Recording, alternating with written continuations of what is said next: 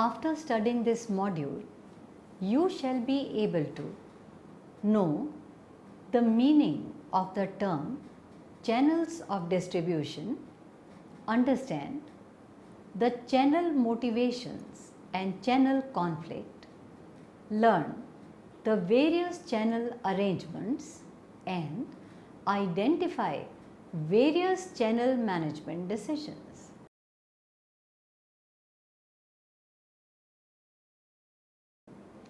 Let us first understand the basics of the concept. The prime of the object of production is its consumption. The movement of product from producer to consumer is an important function of marketing.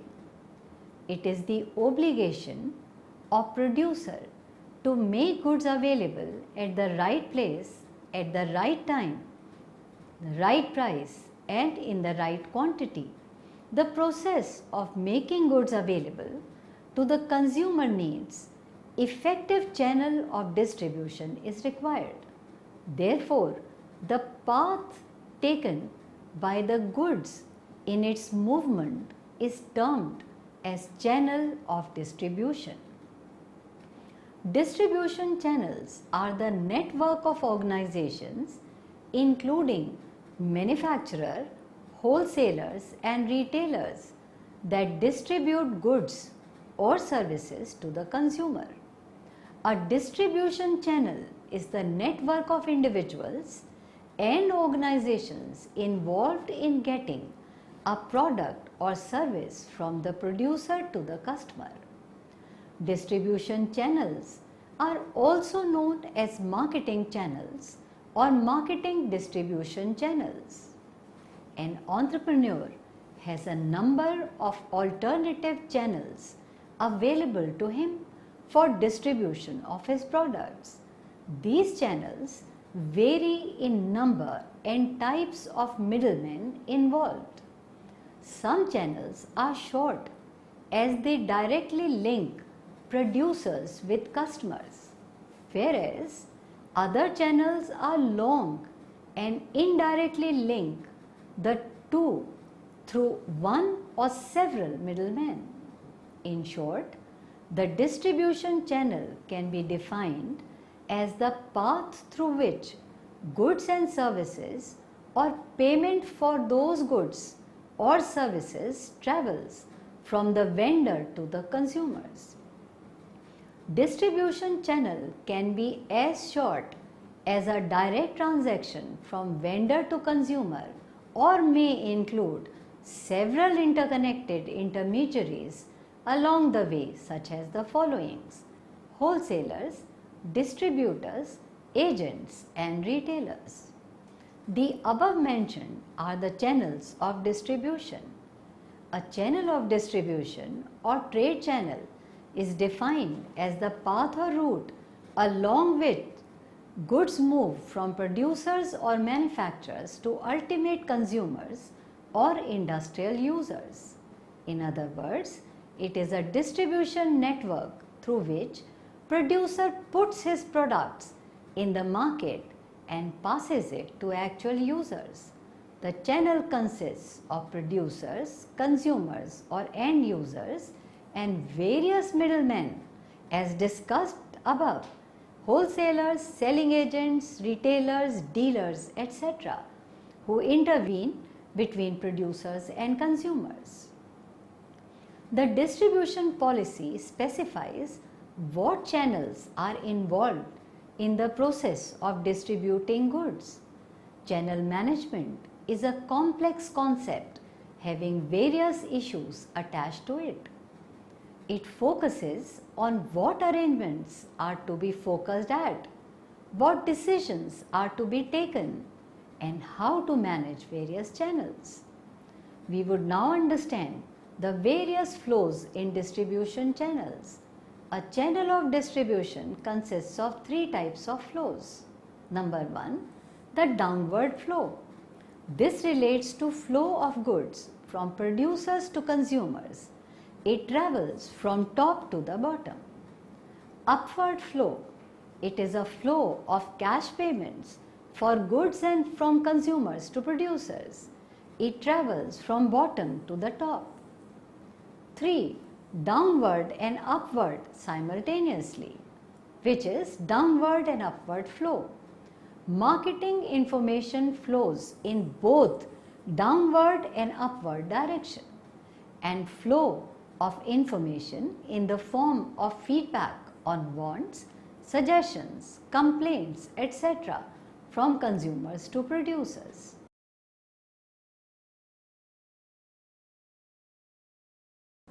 We would now know the various channel motivators and channel conflicts.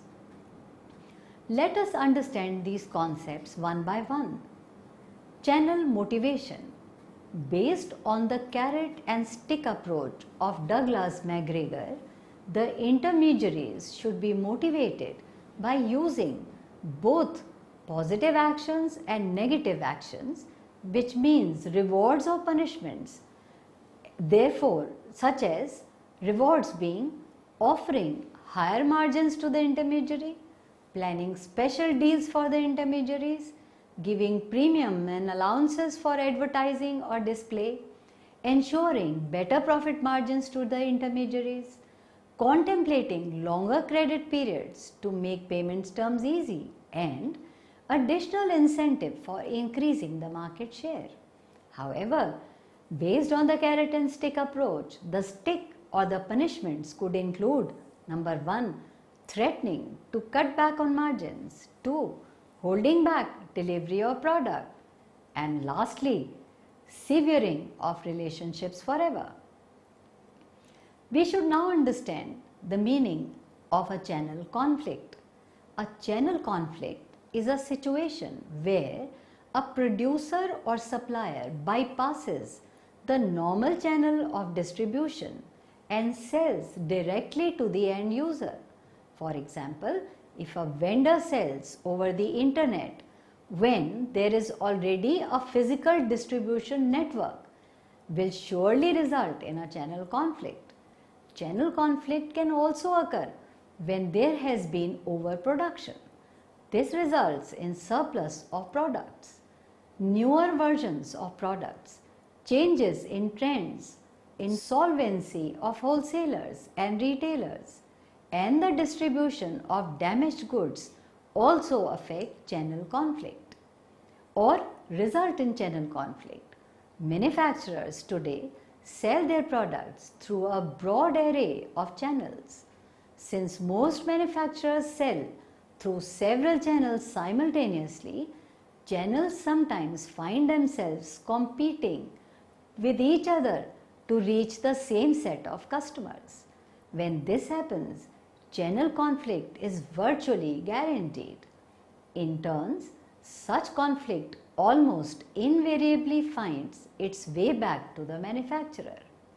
Let us understand the different types of channel conflicts. There are 3 types of channel conflicts which have been briefly discussed as number 1, vertical channel conflict. Vertical conflict occurs when a manufacturer's actions disrupt the supply chain.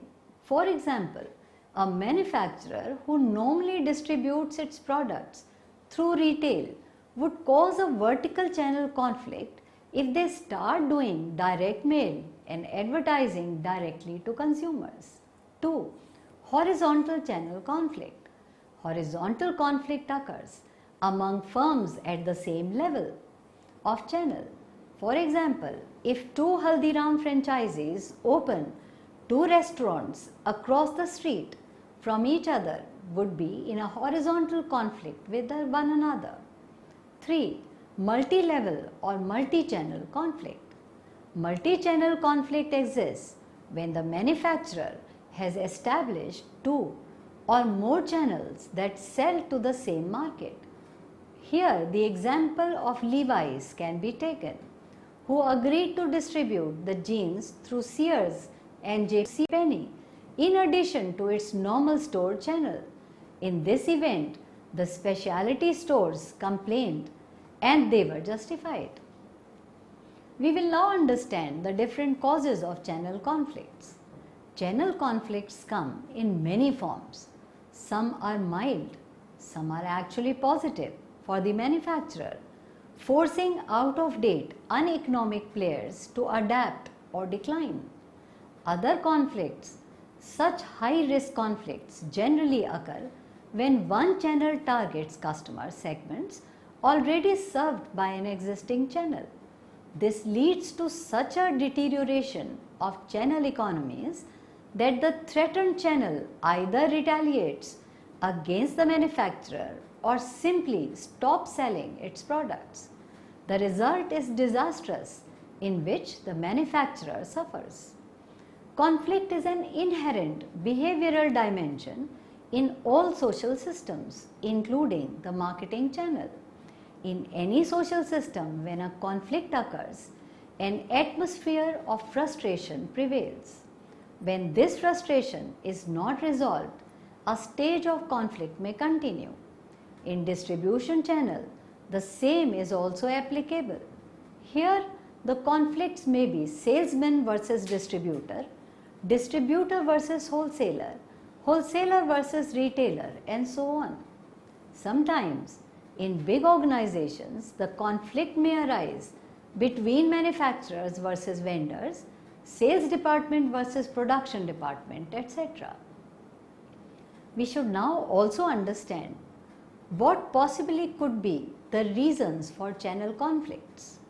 Some of these reasons are: number one, perceptual barriers. Perceptions refer to the way an individual selects and interprets or looks at the environmental stimuli. In a marketing channel context, the various channel members may perceive the same stimuli but attach different interpretations to them. 2. Expectation variation. Various channel members have expectations about the behavior of other channel members which were not met, results in a conflict. For example, if the salesman, upon instructions of the distributor, tries to tighten the credit suddenly, the retailer might refuse to oblige, resulting in possible conflict. 3. Role incongruities. When any member of the channel has a series to role to which he or she is expected to fulfill. For example, franchisors are expected to provide extensive management assistance and promotional support for his franchisee. In return, the franchisees are expected to operate in strict accordance within the franchisor's standards operating procedure. If either of the franchisee or the franchisor deviates from his role, conflict situation may result. 4. Scarcity of resources. This refers to conflict stemming between channel members over the allocation of some valuable resources needed to achieve their respective goals. If allocation of resources is improper, then the conflict situation will arise. 5. Goal incompatibilities. Each member of the marketing channel has his own set of goals and objectives that are very often incompatible with those of the other channel members. When goals of 2 or more members are incompatible, conflicts obviously may occur. 6. Decision domain dispute. Each channel member enjoys an area of decision making which he or she feels is exclusively his/her own. In contractual channel system such as franchisee, the decision domain is quite explicit, but in more traditional channels, the decision domains are sometimes just abused. Hence, conflicts can arise over which member has the right to make the decision. 7. Miscommunication. Communication is the vehicle for all interactions among these channel members. A breakdown in the process of communication can turn a cooperative relationship into a conflicting one. For example, manufacturer often makes changes in product design, prices, promotional strategies. The resellers generally feel that they are entitled to sufficient advance notice of such changes so that they can make appropriate strategic adjustments if necessary. If adequate communication is not provided and these failing results in negative consequences for a channel member, severe conflicts can arise. After learning the various causes of conflicts, let us also now understand the various methods by which these conflicts can be resolved or at least minimized. To avoid a channel conflict in a click and mortar business, it is necessary to ensure that both traditional and online channels are fully integrated. This reduces possible confusion with customers while providing the business benefits of a dual channel. 4 different conflict resolution strategies are identified based on typology of Mard and Simon, which are being briefly discussed. Number 1, problem solving. Problem solving is preferred as a conflict resolution strategy when channel members share common goals and want a solution that satisfies the decision criteria of both parties. The common goals are readily apparent to both parties. 2. Persuasion. Persuasion is the preferred conflict resolution strategy when one channel member attempts to alter the decision criteria of the other channel member so as to move the other member to a common set of goals. It is similar to problem solving with the important difference that the common goals are not readily apparent to the two members. The aim is to reduce differences between the sub-goals of the two organizations by emphasizing the superordinate goals of marketing channel. 3. Bargaining. Bargaining is likely to be preferred conflict resolution strategy when common goals are not expected and the two channel members have a zero-sum orientation. One member is expected to win at the expense of the other channel member, who in turn has to lose. 4. Politics. Politics is preferred conflict resolution strategy when there is fixed disagreement over goals and a zero-sum orientation, just as discussed in bargaining, but also includes third-party intervention. The two parties are unable to resolve conflict by themselves and seek the assistance of a third party to bridge their differences. The choice of conflict resolution strategies is expected to depend on relational norms. The conflict resolution strategy will in turn influence the relationship between the channel members.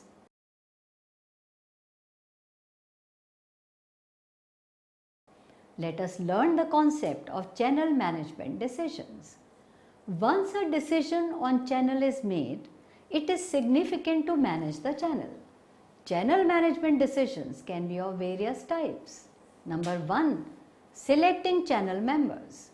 Companies should diagnose what characteristics a good channel member must have and evaluate. Some of those characteristics could be kept in mind are years in business, other lines carried, growth and profit record, cooperativeness and reputation. 2. Motivating channel members. The company must not only sell through the intermediate but to the intermediaries. Most of the companies see their intermediaries as their customers. Motivators like high margins, premiums, allowances can be used. Also, negative motivators such as alarming to reduce margins, slow down, delivery or end relationship can be used. More advanced companies try to foster long-term partnerships, that is, meeting the needs of both manufacturer and distributions. It is in fact a win-win situation. 3. Evaluating channel members. Regular checks of members' performance must be done.